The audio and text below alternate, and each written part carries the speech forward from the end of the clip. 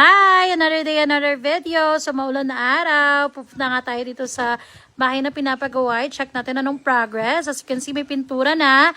Yung gate na yan, hindi talaga yung magiging gate. So, ayusin pa yan. Papalitan lahat ng gate. Islab pa sa harap. So, pasok tayo sa loob. Tignan nyo naman ang naming napakagandang PVC. Ayan, nilagyan na nga namin, nilagyan na nga ng ilaw, bawat sulok. So, 4 na ilaw yan.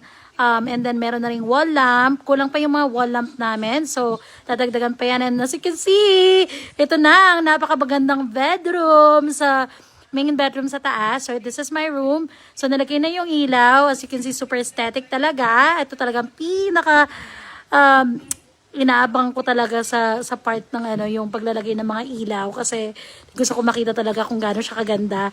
And then punta tayo sa second room. Ito yung second room which is yung room ng ate ko. Nilagyan na rin ng ilaw.